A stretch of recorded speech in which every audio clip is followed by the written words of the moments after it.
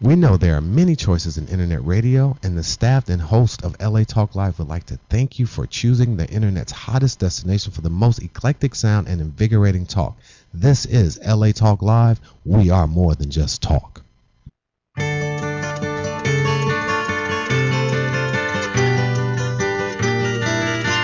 It's Monday. Welcome to the Born to Talk radio show, where Time in a Bottle is being sung to us by Jim Croce. I'm your host, Marsha Wietecha, broadcasting live from the LA Talk Live studio in the wet city of Westchester. We've had enough rain. I've had enough leaks. I'm over this rain business. But I want to welcome you to this bright and sunny studio because we're going to have a commercial-free show today. If I was born to talk, ladies and gentlemen, today's the day to prove it. But I'm not doing it by myself because I have three guests in the studio with me today, and it's really all about them. So I'd like to take this opportunity to welcome back returning guest Jim Mueller, third time back on the show. Jim, welcome to the show. Oh, thank you, Marsha. It's great to be here. It's terrific to have you. Next to you is my buddy, Jabari Smith. Jabari, welcome back to the show. Marsha, how you doing? I'm swell. And then there's my musician buddy, Corbin Jones. Corbin, welcome back to the show, buddy. Thanks for having me, Marsha. You're welcome. So this show today is all about what the three of you have in common. That's what we'll be talking about, which is the South Bay Storyteller Show. But before we get to that, I thought we could spend a little bit of time for those people that maybe missed your shows. And Jim, we've done, this is our third show. I thought we'd spend a little bit of time letting our viewing and our listening audience know a little bit about all of you. And Jim, I thought I'd start with you. Maybe you could just tell us a little bit about yourself, where you're from, blah, blah, blah. Well, right now I live in Redondo Beach, California. It's a wonderful place of sun and sea and very good friends and people who have wonderful stories. And that's why I put on the South Bay Story Show. I started producing it. This will be the third edition of the South Bay Story Show. I originally come from Albuquerque, New Mexico. I made my way east to Rochester, New York, but I really missed the sun and the sand and everything about California, and I came back here about 2007. But it just seemed to me that in the South Bay, and those of you who know a little bit about the geography of Los Angeles, you'll know that the South Bay is isolated west of the 405 freeway.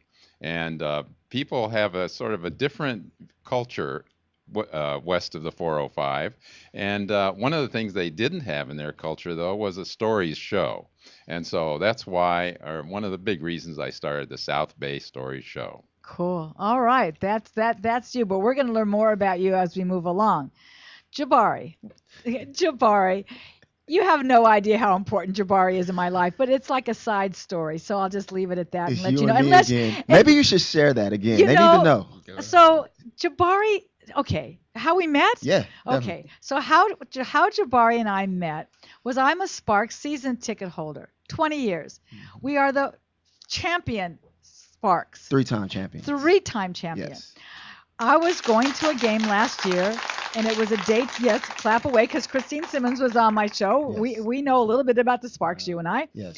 And I went to a day show, a day game, and the Sparks were playing the Lynx. We were both undefeated, and I decided, I'm going to go to the camp day. Why would I miss this thing? So I walk in, and it's like, I need to have a program. It's like, I need to know the people on the Lynx. And I walked around. I said, does anybody have a program? And nobody seemed to have a program. And there you were, all handsome as usual, in your suit, looking so professional as you always do. Thank you. And you said, well, as you would do, can I help you? And I said, well, I'm looking for a program. And you said, well, where are you sitting? Now, you took a picture of my ticket, and you said, I'll go find you a program. What happened after that? What happened? That's so crazy. So it got awkward after that because I couldn't find the program. They didn't have them. No. And so I was like, oh my goodness, what am I going to do? I got to let this lady know some bad news. So I said, you know what? Hey, I'll let her know and find a way that I can fix it. So I approached you. I said, unfortunately, I don't have a program. However, we're heading to Minnesota next week, and I'll make sure that I have someone bring one back since you can have one. Right. And I guess that changed the dynamics of our relationship But from there. what did I do? Like just say I'm a radio show host and whip out my card, or No. did I? So What was what that so happened after that crazy? was the steam stopped coming from your head, so you weren't upset anymore. Right. And that's when you start asking me more questions as far as in how long I've been with the organization. Yeah. And you praise the organization for having, people that represent the Sparks that will go out of their way to make sure that their fans and their guests needs are met. And so Right. from then on, we literally had like a 20-minute conversation, Of course we like did. right before the game started. And that's when I was like, oh, she likes to talk, so do I. And then you asked me the magical question, like, what else are you working on? And that's when I Right. shared with you, because during that time I was in the process of publishing my book. And I whipped out that business card. Have business card. We'll travel. Absolutely. Next thing you know, we're best friends. Yes. Okay. Now next to you, to the right of you, is Corbin. Corbin, we have a great story on how we met too. I might as well throw that out there Sure, why before I not? asked you about your background. So when I need to decompress, when I've been sitting too long face planted in front of my computer, what I'll do is I'll grab my camera and I'll go outside. And there's certain places I like to go to photograph the bird life, the birds. And the lagoon down in Playa del Rey happened to be a place I like to go. And I was there with a friend of mine, and we're walking, and I'm showing him how much I like this lagoon. And there you are, like over in the distance, and it's like, well, now what's that guy doing? So I don't leave an opportunity unturned. So I walk over and I approach you, and I asked you what you were doing, and what were you doing? I was practicing the stand-up bass out in the park. Yeah. Yeah. Because that's what everybody does. You got geese, and then you got the stand-up bass. I said, "Why are you doing it out here?" And what did you say? I just got into practicing outside a little over a year ago, and no one has had a problem with it yet, so I'll You still just keep keep doing doing it. it. Yeah, and my fiance lives in that area, so I was So- waiting for her to get off work, and I was just practicing in the park. Yeah. And so what I do, whipped out my business Yeah, card and said, right. "You must have a story." Most people say, "Can you play Twinkle Twinkle Little Star for my kid?" Okay, so we learned about where you're from, Jim. Mhm. I've talked about how we've come to meet each other. Jabari, tell the listeners a little bit about where you're from and a little bit about your background before we get to the storytelling part. Definitely. Well, I am a Southern California native, Pasadena actually. But what's unique about my story is at the age of 13, I got a unique opportunity to attend a boarding school in the middle of nowhere on a 42-acre ranch called Orem. And at that point in time is when I fell in love with sports, and particularly football. And my athletic career pretty much grant me opportunities. Free education. I also played football at Texas Tech University. Then I played arena football after that, and now I'm back home in Los Angeles. And there's a whole bunch in between, but There that's is a just whole bunch in that's a between. snippet. Yeah, yeah. Corbin, are you a local guy? Are you from here? Sorta?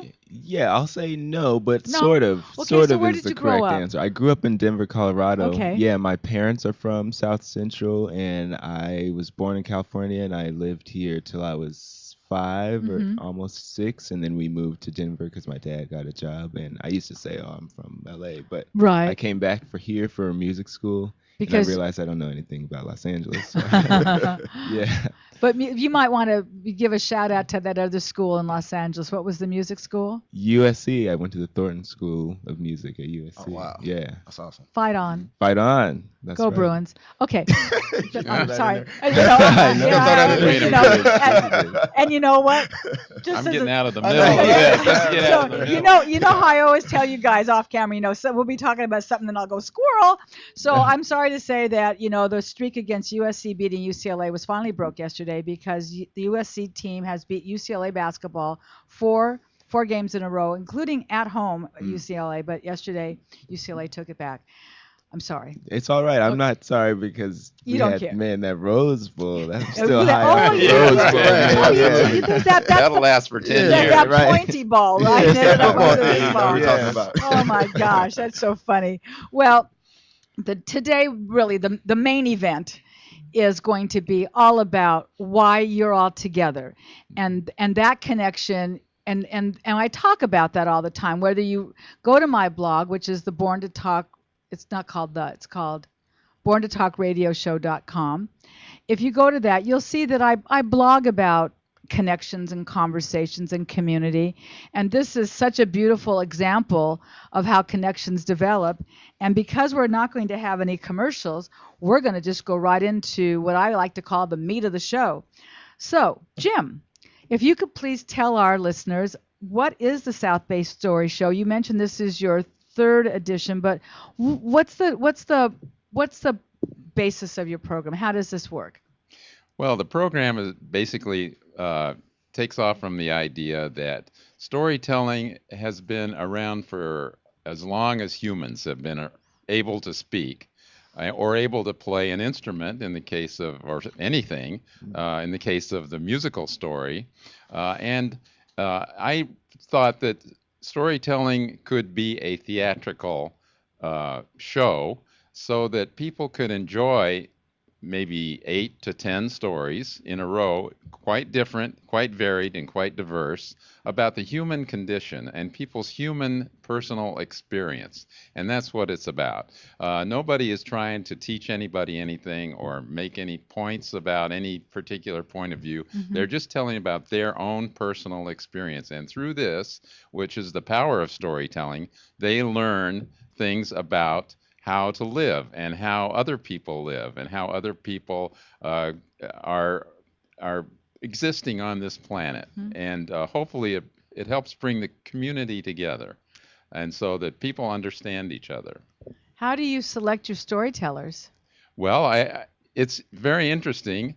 Since this is the third edition, some of the people came to me and asked me They if were in your audience? they were in my audience for one of the two previous shows. So people will come and say, I would like to tell a story.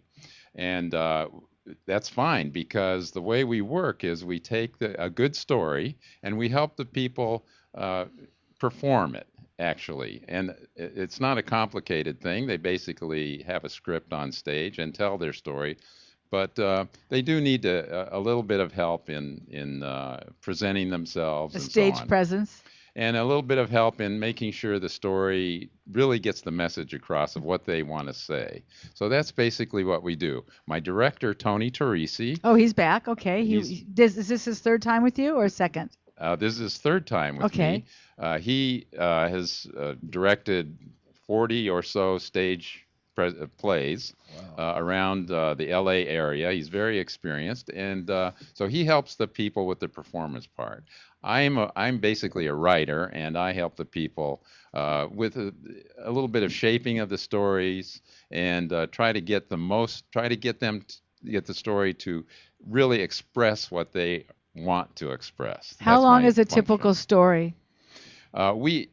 We have found, and I think this is in general in the storytelling culture, if people listen to the Moth Radio Hour. I've been to a Moth production, actually. It's really cool. There you go, storytelling. The optimum story is about 8 minutes because people have a limited attention span. And so if you can pack what you want to say into 8 minutes, that turns out to be the most effective length of the story. Got it. Let me move over to one of your storytellers that's sitting in the room with us, which is Javari. So why did you decide that you wanted to be a storyteller? I mean, I believe that everyone has a story to tell. I mean, that's how you and I connected. You asked me, what is your story? Yes. Everyone has multiple stories to tell. And where I'm at in my life, I feel that this story, particularly that I chose, can help others in their journeys when it comes to sports. So this was like perfect timing for me. And so when I was granted the opportunity, I didn't hesitate. I said, I'm in. So, and I think it's important to understand, because storytelling could perhaps be defined in many different ways. We can pick up a book and we can read a story to our children. But in your case, your tellers are all telling true stories, something, a personal experience about something, and they're telling their own personal story. So can you just give us a brief, without developing too much, could you tell us a little bit about what your story is about? Yeah, definitely. So my story, and I titled it Death of an Identity. As I mentioned earlier, I dedicated my entire life to the sport, particularly football. And once that career came to an end, I had to redefine who I was as an individual. So what I realized over the years is that I had an athletic identity issue. So it had to die in order for me to move on. So that's much I can That is a Great. snippet into what it is that give. it's all about Yeah, because it's heavy. you started playing football as a teenager. Yes. And you took that all the way from teenage high school Yes. to Texas Tech Yes. to where did you play arena In football? St. Louis. So I did 4 seasons there. So I completed my football career at age 26. So well over 10 years. Yes, That's a definitely. long time and that is how you identified yourself. Hmm. And so it sounds like your story is going to be now what? I had to die. You had to die. I had to die. That part of you did. Yeah. Wow. Well, the reason I thought Jabari's story was so powerful is because many people have a similar experience. It may not be football or Hmm. sports, but they have, for example, a career comes to an end. That has been a big issue in the Hmm. last 10 years or Mhm. so.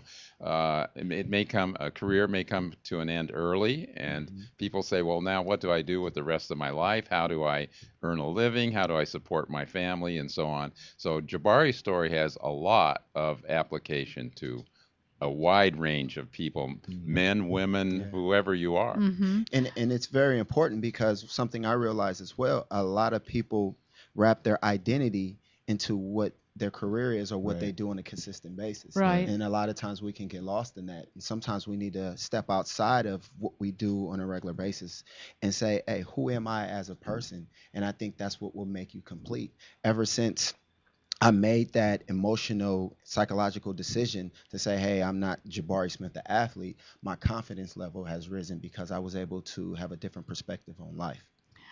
I want to talk with you about this musical storytelling, Hmm. Corbin. But just like I say, sometimes I go over here and I say Hmm. Tangent. squirrel, Hmm.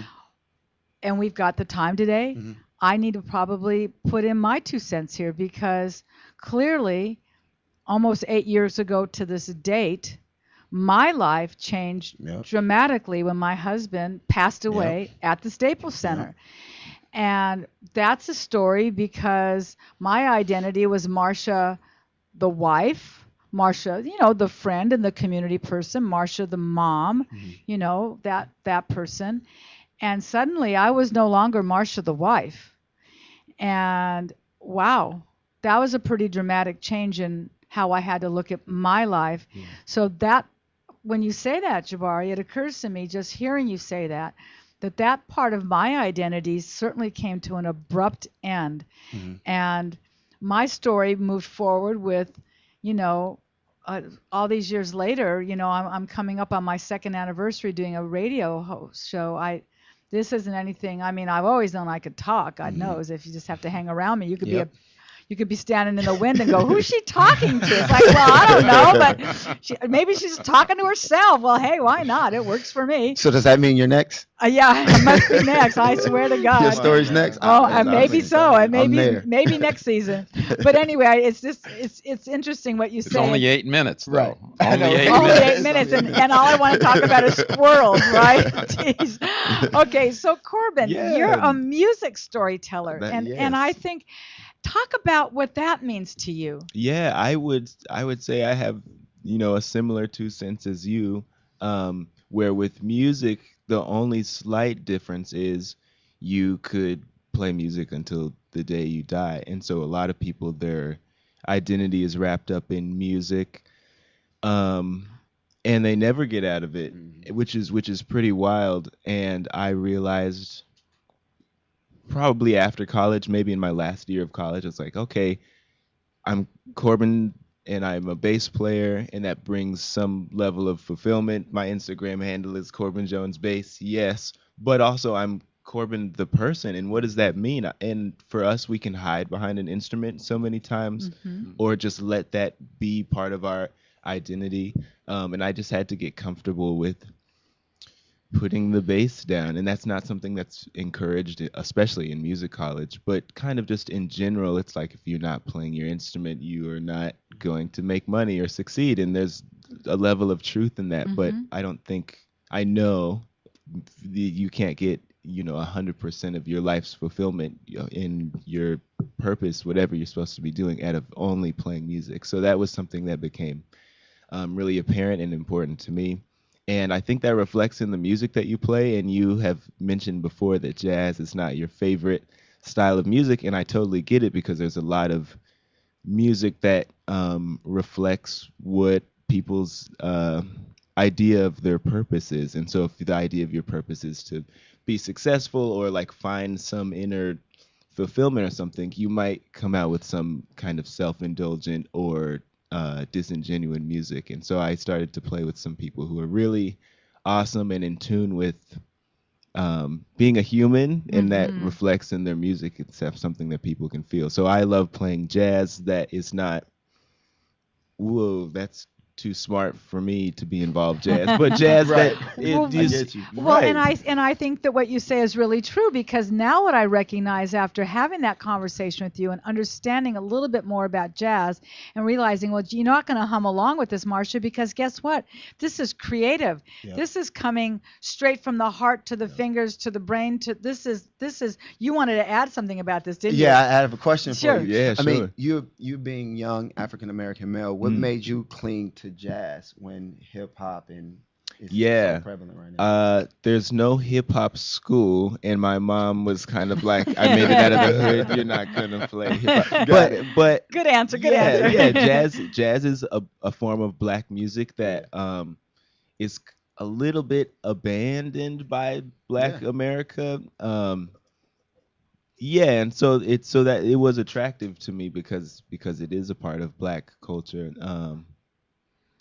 And I just love playing the bass, and there's a lot of bass in Well, and jazz. Right, right, it's absolutely. so interesting when you talk about that, because I'm so not as informed. And when I met you, you were playing an instrument that I consider to be the bass. That's Mm, a stand-up bass. right. Then there's the electric bass, which would Yeah. be something that Jimi Hendrix played. Is that Yeah, right? yeah, Okay. totally. And then there's the tuba, so you Yeah, the are a old multi-talented, and you probably do you play keyboards too? I wish, not Not so very much? well, yeah. Okay. But when it came to time to doing the storytelling show with the guys, Mm, you are the music, you're the is it the interlude? Is that the right term? Well, the Or musical, the reason the South Bay Story Show is structured the way it is because music has always been a part of the human experience in telling a story Mhm. or accompanying a story. Mhm. What are the most popular forms of theater? Musical theater. mm, Music and the story go together. Mhm. Absolutely. So I recognizing that, I also recognize another fact. Many instruments are buried in in big mm, orchestras, and so I try to find the instruments that are buried and bring them out and let people hear their unique voices. And the bass, I'm so glad that Corbin agreed to be in the show because the bass is one of those instruments that always seems to be buried. mm. It's in the back of the symphony orchestra. Mhm. It's playing the rhythm part, usually only the rhythm part in a jazz Right. band. I want to hear, and I think other people would be interested to hear the unique voice of the bass. Yeah. Exactly. So then my question would be, in the regards of the performance for the Mm. South Bay Story Show, do you know what a little bit about each of the shows to maybe select what you wanted to play, or how did you come up with the selections for your music? Yeah, Jim knew he wanted me to play music, I think specifically tailored to each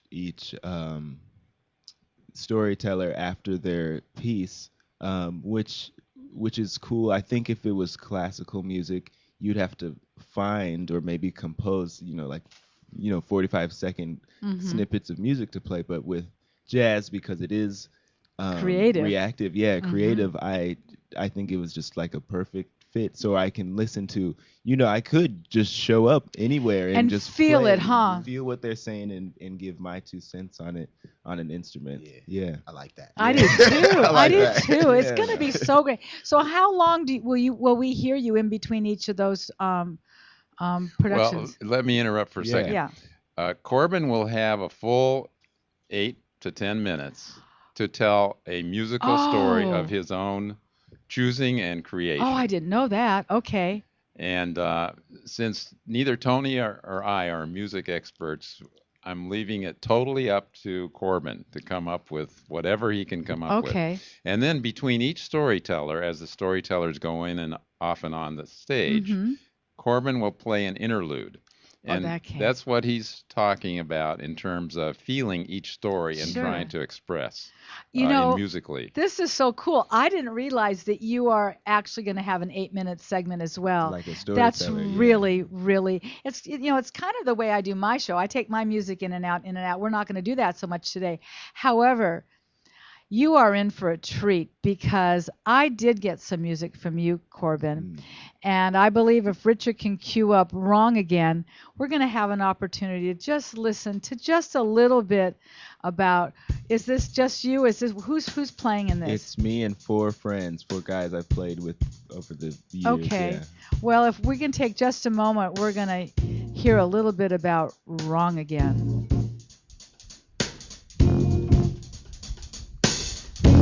How can you not listen and not move your head?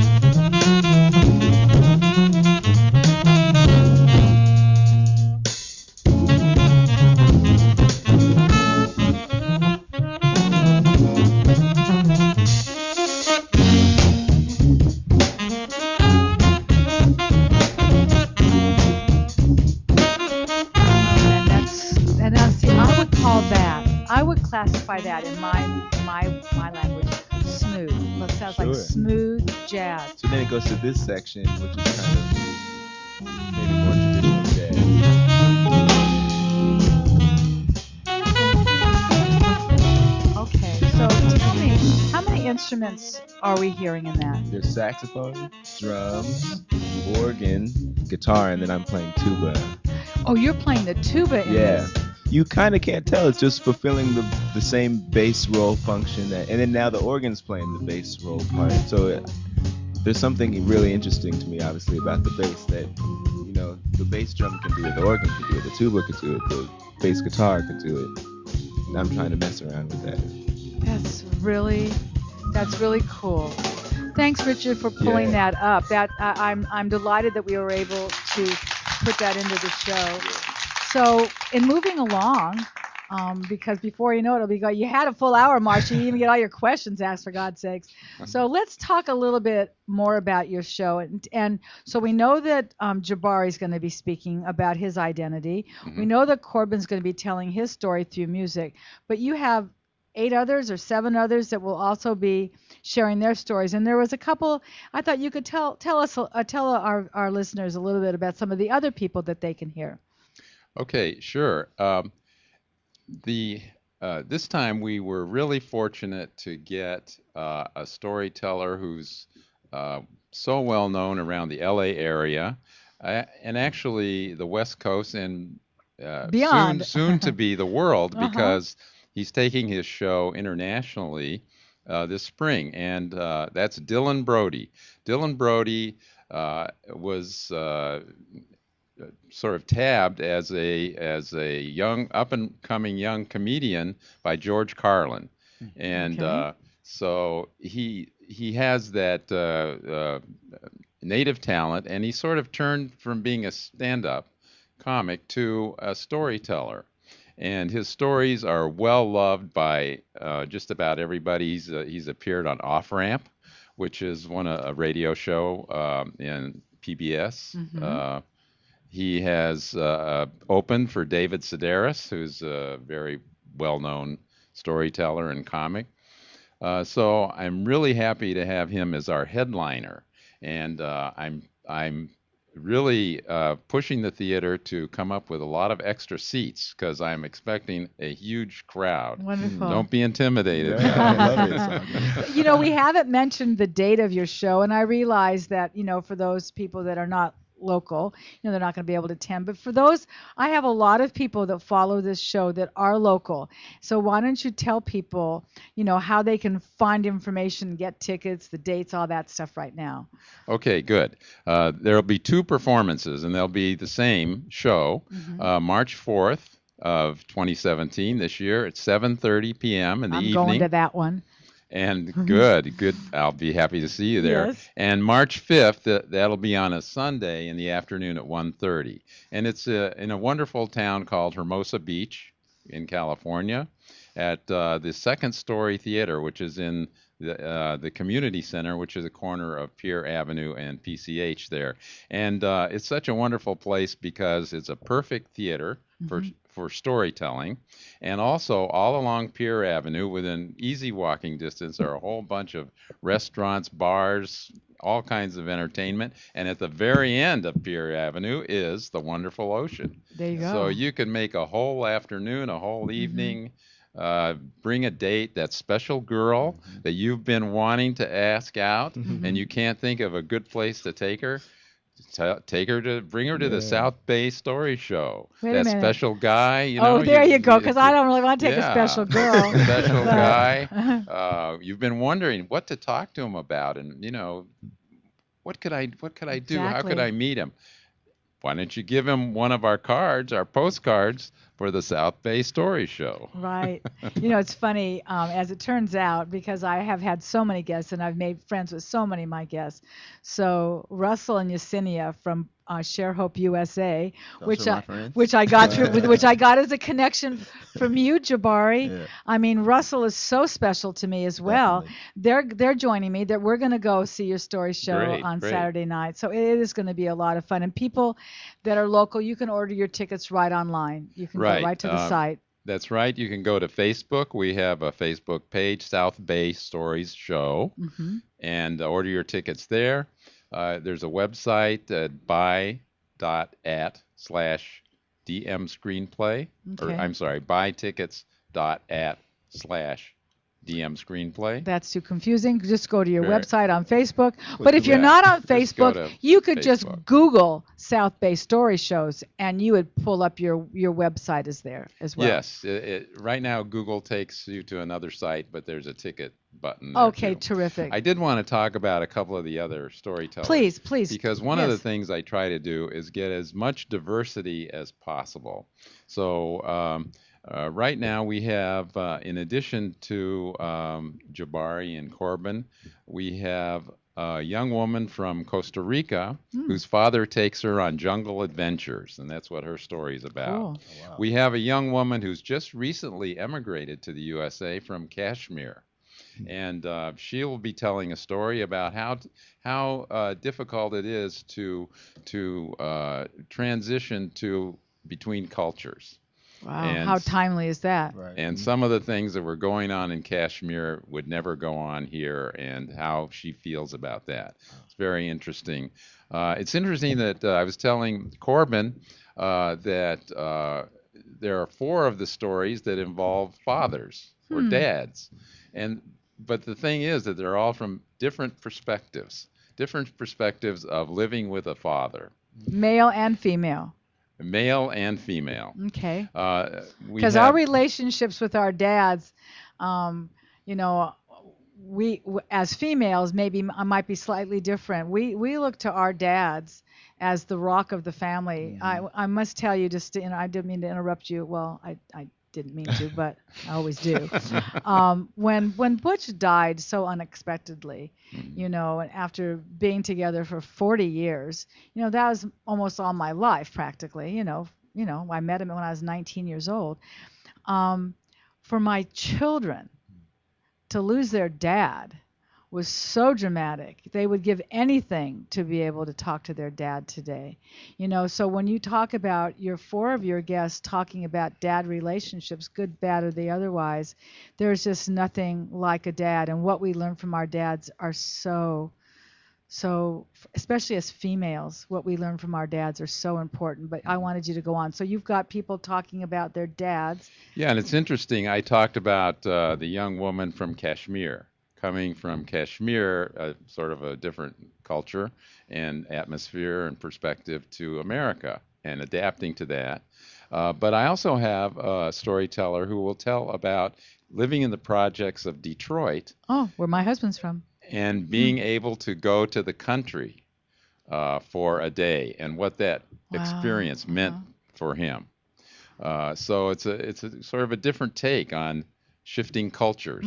Hmm. Uh, uh, and I'm so grateful to you, Marsha, for telling me or for introducing me to Jabari and Corbin, because We just went out for lunch, they're right? just we just went out for lunch, and you told me about these two guys and a little bit about what their Hmm. stories and skills might be about. And I said, wow, I would really love to make these people a part of the South Bay Stories You show. bet.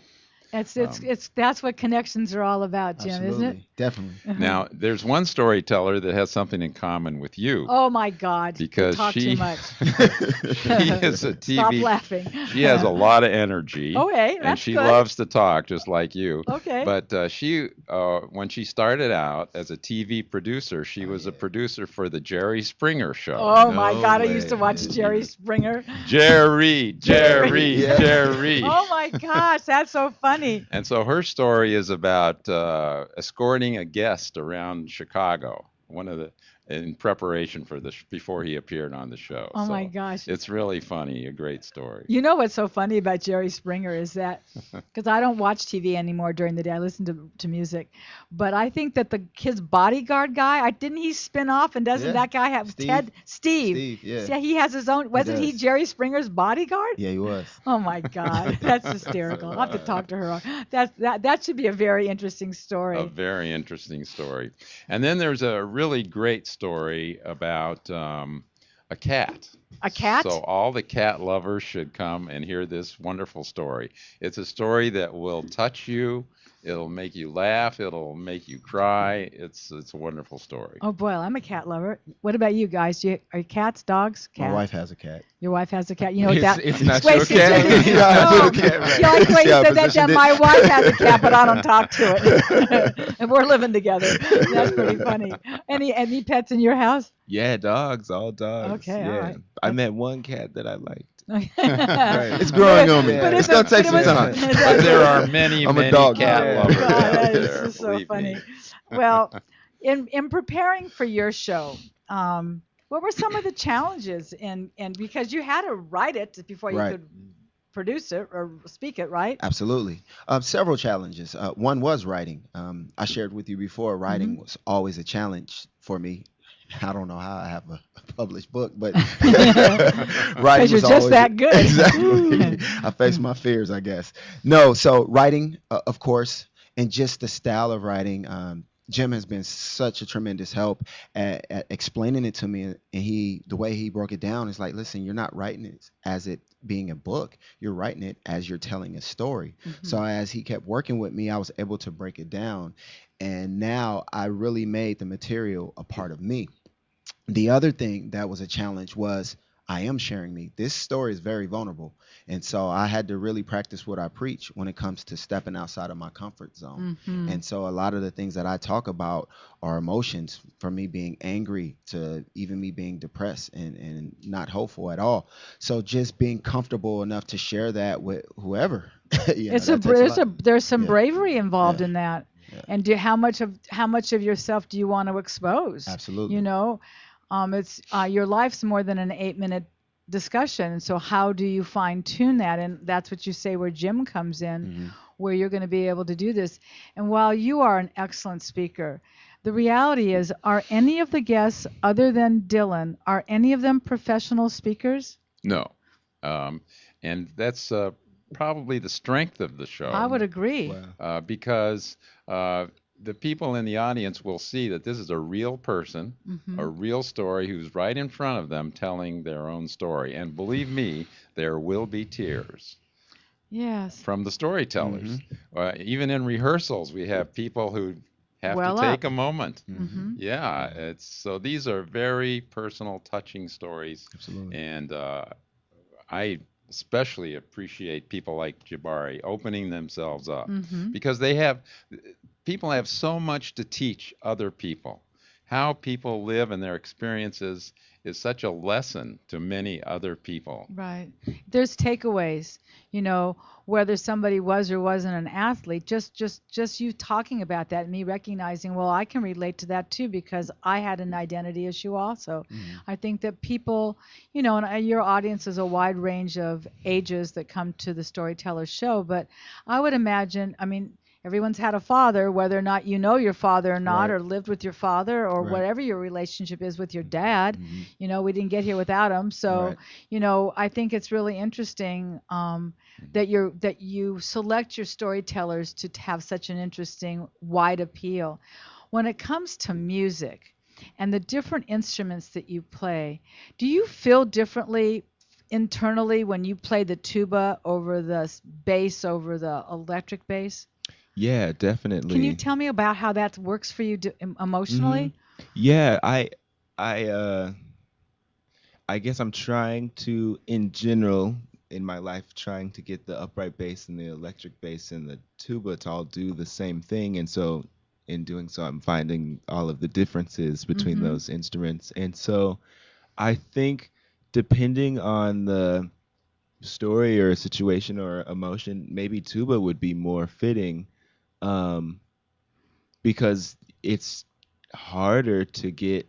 Um, like a real percussive note or like to get a decaying sound from a tuba because it's based on your wind versus Mm-hmm. you striking something. And Right. so um yeah, I think these stories sound like the bass, even with, the theme of dads. Like, this sounds like the upright bass more so than the electric bass, which has a whole other feel. Mm-hmm. um yeah, I don't know the best way to explain it, but I think the combination of being in a theater, so I wanted it to be acoustic, that has a whole other vibe versus coming out of an amplifier or something like Mm-hmm. that. What's interesting about the bass guitar, similar to the guitar, you can play multiple notes at once. The tuba, you can only play one note at a time, and the upright bass is somewhere in between because there are multiple strings you could play multiple notes at once, but it's technically, physically a little bit more challenging to play than a guitar. So Right. it's gonna kind of be monophonic. There'll Mm-hmm. maybe be, two notes, three notes, four Mm-hmm. notes max at the same time, and so that's where I think the appropriate amount of challenges comes in, where it's not, a piano concerto or a guitar concerto or something is a totally different vibe from hearing one note at a time. Yeah. And I play a note and it decays. That's, for me, there's a lot of, Would you define decayed? yeah, if I play a note on the bass, what I'm doing is pulling a string and the string will vibrate and it'll only vibrate for so long. Mm. Versus on the tuba, the note will stay as strong as however much air I put into it. And so there's even a method of circular breathing where you breathe in while you blow out. And so that note could maybe never end. And Oh, there's a wow. different feeling you get if I say something and it comes to an end on Mm-hmm. its own. Mm-hmm.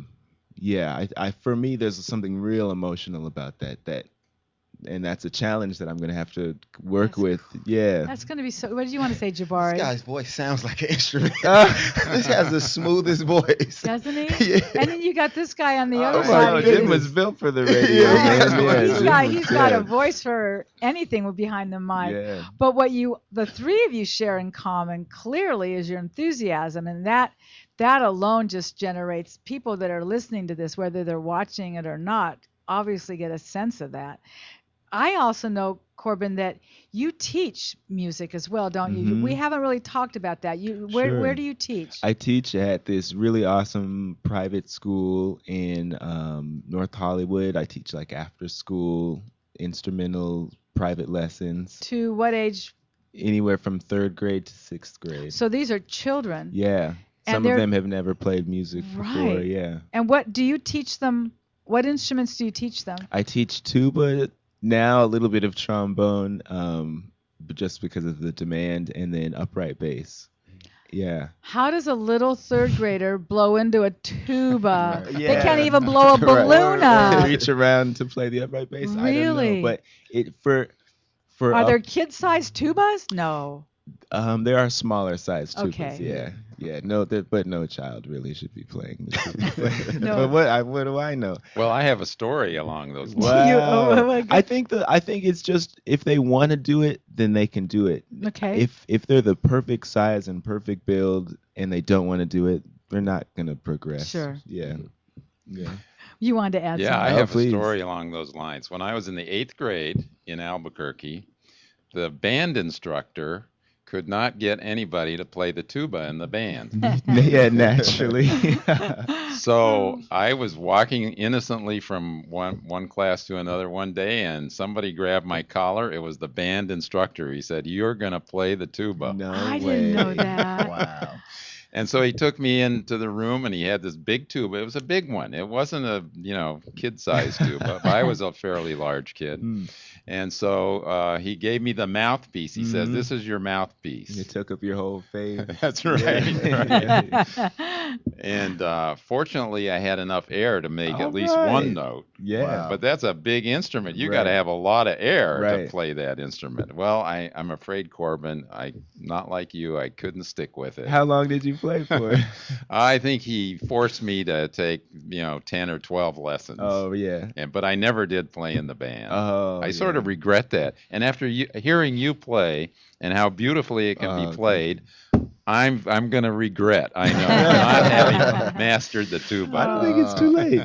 Did you? Yeah. Were you in the marching band when you were at USC? I with was in the marching band for 4 years, all 4 years. Oh, What wow. was that like? It was incredible and extremely Your band difficult. is so and, yeah, well. Yeah. I mean, respected. right, and been in played in Yeah. Hollywood movies and Sure. Hollywood performances. And Oh, stuff. the USC band plays on Fleetwood Mac's Tusk. right. Am I right? Right, that's exactly right. I mean, that was before you were there, but I Right. mean, you have quite a history. That must have been fun. It was fun. I had never marched before. I had never played tuba before. And I said this on our last show When we were together. together. Yeah, I wanted to play tuba since I was in 3rd grade, and it didn't happen until I got to USC. And so there was some part of it that was like, okay, I'm gonna do this because I want to play the tuba, even though we're outside in 90-degree weather, like fully dressed and marching around and standing in the sun. Those sort of things I think I overcame because of the relationships. Mhm. One of my really good friends, who's also going to be one of my groomsmen, we met in the tuba section of the USC marching band, and also I just had this drive where I wanted to play tuba, and I knew I wanted to do it professionally outside of school. So anyways, yes, it was crazy and it was really fun. And How many tuba players in a marching band at USC? it depends. So our band is like, it fluctuates. It's somewhere around 300 people. Oh my goodness. And my freshman year, we had like 30 tubas. My senior year, we had like 16 to 20, something Wow, like that. that's Yeah. a lot. Wow. It is Yeah, a I lot. didn't know Does that many. surprise you, Jabbar? That's more than I would have thought. Way more than I would ever thought. You know, what's funny? I never paid attention to To our the band. band, I was right. just going to ask you that. Did you have a band We at Texas did, yeah. Tech? We're well known. Oh, The going man. band from Raiderland. Yeah, their band's Their are band's Our good, bad. band huh? is good, yeah. I mean, we always remember them because, like I said, they were the theme for a football game. So, like that was one of the sounds that you hear that will pump you up before the game. But I just didn't pay attention to detail and like know that it was 20 plus tuba players. You just knew that it sound good, and the moment you hear that sound, it's time to Like, go and "Woo, perform. yes." Yeah. Yes, indeed. Wow. Music can make us all sort of. I mean, music is such a language, whether it's a storyteller language or what. I don't think I could live without music. I just think music is so vital to how we live our lives. Yeah. You know. Well, the reason I put the musical story first is because when the audience comes into the theater, there need to be a little period of settling down. Right. And once they've settled down and the lights go off, the first thing I would like them to do is I would like a mood to be set Mm-hmm. that takes them into another dimension, so to speak, so that they kind of get out of their lives and they get ready for storytelling, for the oral storytelling. Mm-hmm. And I think that's what the musical story will do. It'll take them into another dimension. So you started out. Yes, you do. I'm going to Yeah. sit right in front. Because we're not taking any commercial breaks for this show, and that in itself is its own story, which I'm so grateful for the energy in this room and how you were all so accommodating to make this show be so successful. You know, as one show concludes, I'm in preparation, for the next show. I can't wait and decide, gee, well, I wonder what I'm going to talk about next week. I actually know what I'm going to be talking about all the way through the end of May, to be honest with you. So this is really cool. Maybe you've never heard of this. My guess is you might not have. But next week, I'm going to have three people from the LA Harbor Dragon Boat Club. That's what I said, Dragon Boat. And one of the gentlemen's Dave Turple, who's a co-captain. He lives in this community. I've known his wife forever. Our kids went to school together. Dave and Sheila are neighbors of mine, and he's the co-captain on this team. Paul Pusker, I'm not quite sure how to say his name, and Raina Holmberg. They're going to be on my show next week, and we're going to be talking about dragon boats and paddling and what exactly is that. It's a strenuous physical activity. Kids do it. There are kids clubs, there's adult clubs. They're very social. They have races. They have these big beautiful dragon heads on the end of their of I don't know if you call it a dragon boat. I guess it kind of looks like a canoe. And we're going to learn all about that. So they're going to be my guests next week, and I want to make That's sure cool. that you tune in and listen to that show as well. But as we continue with our story here, I thought that maybe you could say a little bit about your book, Jabari, because that's a really that's a really wonderful thing that you've been able to do, to identify something that you felt was so important and then to share that message with others. So you want to talk a little bit about the name of your book and what it's about? Definitely. So the name of the book is called Life's Playbook: 11 Plays to Success. And what the book is about, I share 11 principles that I've learned all throughout sports that help me become successful in the arena of sports that I now apply into my everyday life. Mm. And what's interesting is the storytelling that I'm going to tell next month kind of parallels with a lot of the things that I talk about in my book. Mm-hmm. So when I initially came out with the idea of writing the book, it was to give for up and coming student athletes, age ranging from 12 to 18. But what I found out was the people that benefit the most from it was actually my peers and the parents of my student Exactly. athletes, because the principles were so universal. I mean, I'm talking about how to overcome adversity, stepping outside your comfort zone, being disciplined, and all of these things are universal tools that helps everyone become successful. So really now I can confidently say the book is for everyone. It is, and it's an actual workbook. I mean, you can Yeah, write in it, and if absolutely. people, you can go to Amazon to get it, right? It's on Amazon. You can go and get it. Matter of fact, go and get it. Get your copy. You Get can. your That's copy, awesome. everybody. Yes, Let's see what's the next. Well, Valentine's Day has come, but make it somebody's present yeah, just absolutely. because it's well written. The font is large. It's easy to follow. Hmm. It's heartfelt, and it's based on experience. It's not Absolutely. kind of wondering. You've already been there, Yep. so it's based on your personal Yes. experience. And it's short. And it is Hmm. short, and it's easy to carry around. It's Hmm. it's a softback, so I That's agree. awesome. Now, you and I, Corbin, were in texting mode a week or so ago, and I'm trying to get set for this show, and lo and behold, I don't realize that, hey man, dude, you're not even in LA. Where were you? You were in Florida, right? Oh my God, it's like, wait, you're in Florida? What are you doing in That's right. Florida? I Just was tell that's a sure great story. I okay, I was in Colorado playing with some friends from LA. We went back to Colorado to play a show for her original music, and we ended up doing a master class at my old high school, which was really wild. And I think it was right after the show we had played. My good friend and roommate from college, who's another bass player, texted me. Of course, it's over text, so you What would this we do without yeah, our text? Oh right. my God. And he tours with Gwen Stefani, and he asked me if I could fill in for him, And you and said, Gwen Stefani. I don't know. I'm not all into Let me that. check Let my me check my calendar. calendar. Let me see Yeah. if I'm available. woo, yeah. So that I played with her for like a private event last weekend, and it was incredible. It was incredible because um, the machine she has is so dialed in where it's just like the crew knows what to do and the band knows what to do. And Brian, my roommate who plays bass, he's just such a presence. It was big shoes to fill. Basically, my job was a Sure. little bit You're talking difficult. electric bass? Electric bass, yeah. It Okay. was like No Doubt, Gwen Stefani, like kind of rock out music, and he Cool. sings the background vocals and plays the synthesizer and the trombone, and it was just like I just had to do all my homework and show up, and then the rest was all easy. It was all taken care You of. had to show up because somebody arranged for you to get there, right? Yes. Yeah, you didn't. That wasn't on your dime, was it? Yes. Wait, Not and at then all. and then something else happened, like that. Your room that was sort of provided for you as well, right? The room, the airfare, the food, it was Yeah. all taken care of, right? That's so- Which is, what a way of life. And was she nice? This was She actually really seems interesting. so nice because I She watched her on was The Voice. Nicer than any Hollywood person I've met. Any Really? of these people who are like almost famous, who are like, well, you should know who I am. She was like so beyond famous. There was not a pressure at all. She was just like, I'm Gwen. I was like, oh yeah. Well, and I'm Corbin, right? Right. Oh Yeah. my God. Yeah, she was real cool. Did you rehearse ahead of time? I rehearsed for the first time, like with them, like Mhm. at our sound check. Yeah, How- if I hadn't done the homework, I don't know what would have happened. Right. Yeah. Right. So the sound check lasted how long? I mean, just a short Maybe time? an hour. Yeah. Okay. And then we played a 30-minute set.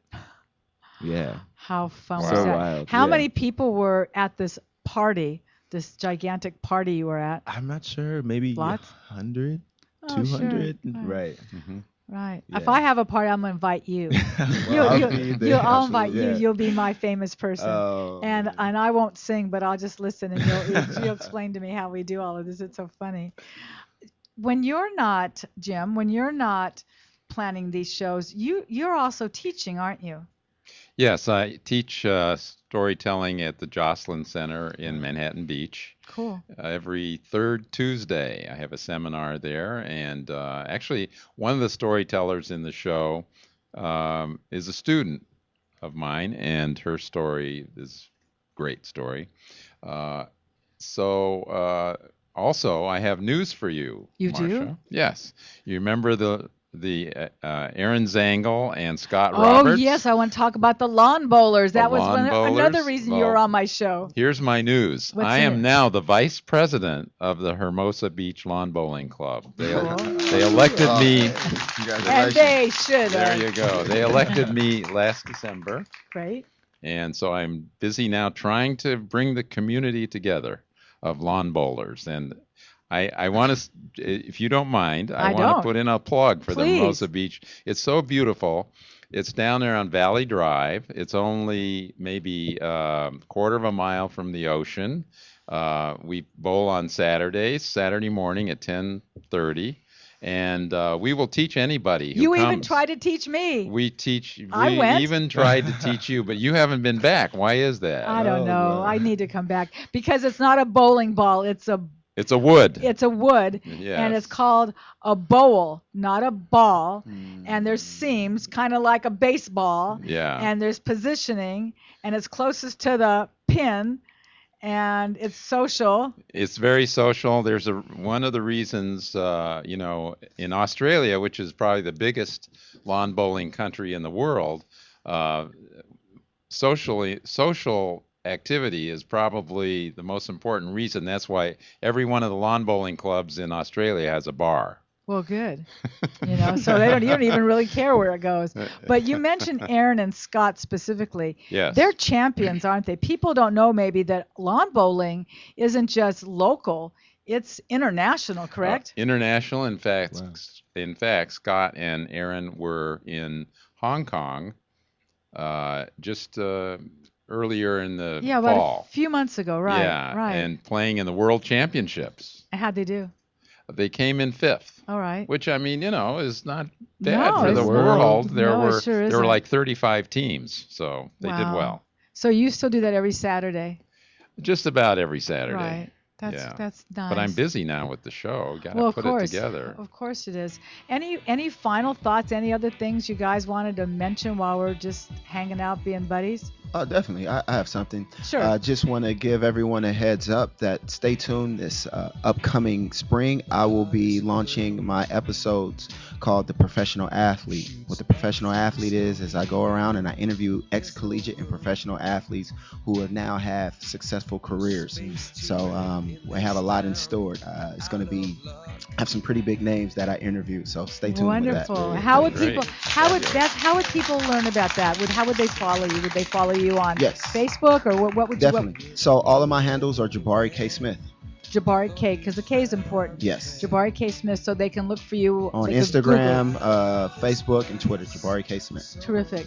And Corbin, for you, I know you have YouTube out there, but if people wanted to learn more about you, tell our listeners how they could do that. If you just Google my name, Corbin Jones, face, you'll find all my social media handles and Cool. me and maybe my Right. social security number. Yeah, exactly. Send money your way. Yeah. Well, you know what? If there was ever a time that we could have improvised and done a 1-hour show, this was it. I am so delighted. Richard, thank you so much for making this happen today, Richard. If you could put the applaud meter on for you, I know you're humble, but we're going to applaud you, Rich. So thanks very much for making this happen today. Gentlemen, this has been truly a joy. Tell your friends and family. Put your card up so that people can see that card if you want. So there's the card for the South Bay Story Shows. And go to Google and you can find out about that, the South Bay Story Shows in Hermosa Beach. Go to my Facebook page, go to your Facebook page, and then tune in next week when it's all about dragon boats. Dragon boats. Dragon boats, not like dragging the boat. Dragon as in one of those. Yeah. And thank you so very much. And I just wish you all a beautiful day. And stay dry out there, LA people. We've had our share of rain. Thanks so much for joining me, and I'll see you again next week. Bye-bye. Thank you, Marsha. See China right in front of you. See the canyons broken by cloud. See the tuna fleets clearing the sea out. See the bedroom fires at night.